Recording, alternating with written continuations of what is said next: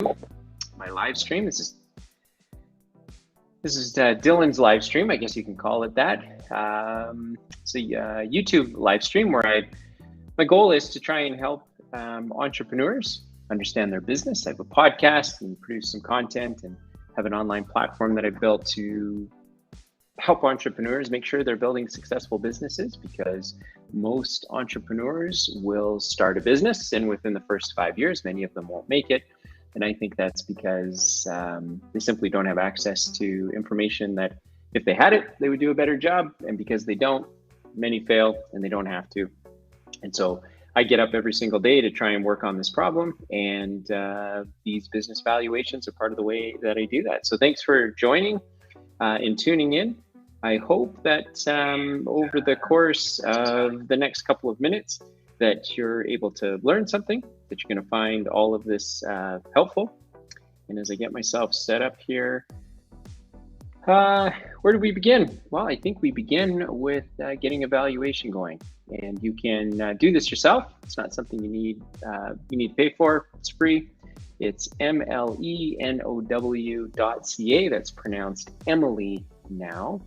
And it's actually pretty simple. You just you end up going into the website. You can connect through any of your accounting platforms. So you can use QuickBooks. We're working on getting FreshBooks and Xero put into the mix. But if you don't have either of those things, or you don't feel comfortable sharing your financial information, then you can always just go ahead and pick the manual version, which is what we're going to do right now.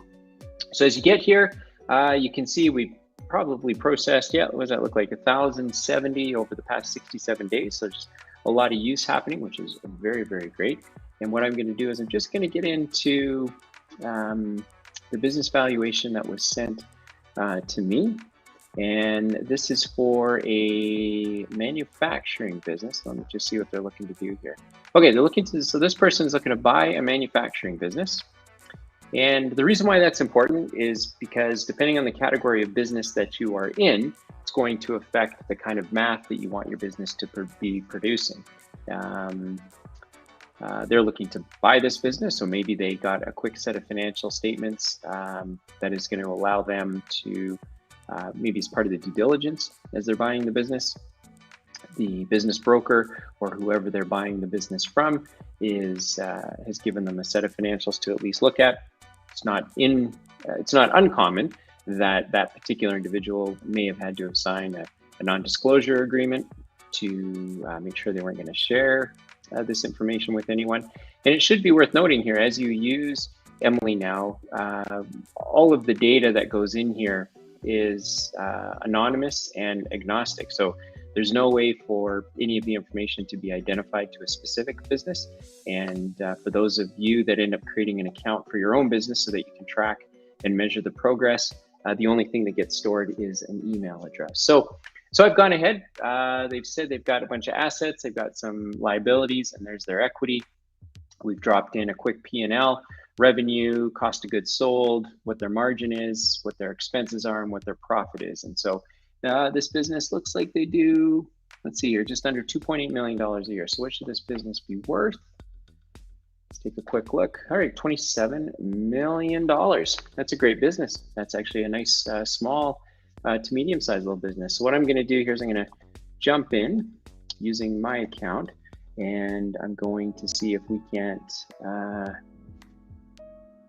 figure out what this business should be worth and whether or not it's performing at its optimal level. Again, if you're an entrepreneur, I'd encourage you to do this. Pretty straightforward. There's nothing very tricky about it. Okay, let's get going here.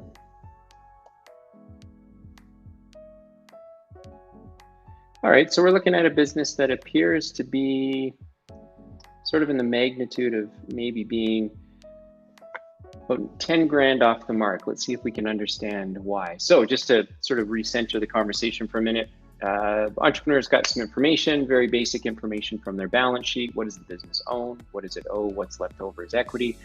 And then it's got a profit and loss statement, which shows here's the level of revenue that the customer has. Here are their cost of goods sold. Here's their here's their gross margin. Back out their expenses. Here's what's left over at the end of the day. So on the basis of the information that we've got in here right now, we can see that this particular business is worth about $27 million, could be worth $36 million.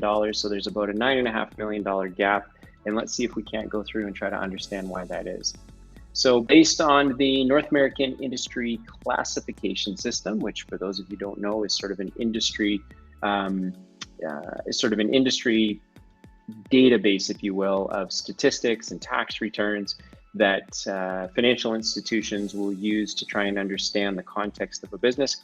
Not much different than what we're doing here. So on the basis of this classification system that most financial institutions in North America will use, we can see that the gross margin in this business should be 10 million bucks, and they should be producing a bottom line of about 2.9. So let's see where we are off the mark. All right, so three big things to look at: debt to equity, gross margin, profit. Debt to equity just means how much debt does this business have compared to the equity that's in it. Gross margin, of course, refers to how much money is left over to pay the expenses of the business after it's paid for the costs of getting some revenue in the door. So in a manufacturing business, that would look like sold a widget to a customer, but in order to sell them the widget, we had to buy the materials to make the widget. And so that would be what gets categorized as cost of goods sold. So after we sell our widget and we subtract the materials that were needed to make the widget, what we're left with is our gross margin. And then that gross margin gets used to pay for the expenses of the business. In this particular case, the gross margin for this business is 14%, which is pretty low for a manufacturing business. A manufacturing business would want to have high gross margins because there's a lot of expenses that they incur in terms of running their business. So they're off the mark by about $4.6 million on the gross margin. And then it looks like the business is probably being run very well on a net margin business. So after you sell a widget, you pay for the materials and costs associated with the widget. There's some money left over to pay for the business. And in this particular case, they seem to do this really well. They're only off the mark by about $138,000 from where they should be. So why don't we break into this just a little bit more? Here's their balance sheet. I'm just going to see if I can, I wonder if there's a way to zoom in here so that you get a better look. Yes, you can get a better look at this, maybe not. What you'll see here is they've got assets of about $27 million.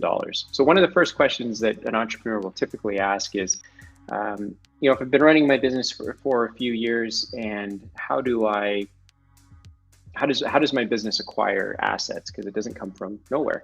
And the answer to that is, to the extent that you're running a profitable business, at the end of, as your business operates, it's got profit. That profit finds its way from your profit and loss statement over to a balance sheet. And then that profit is used to either purchase assets or pay down liabilities. And the difference between those two numbers is how much equity might be in a business. So really your balance sheet is a reflection of a whole bunch of things, but in simple terms, how well is the business using the profit that it's generating? All right, so let's just get back. Let's get back to what we're looking at.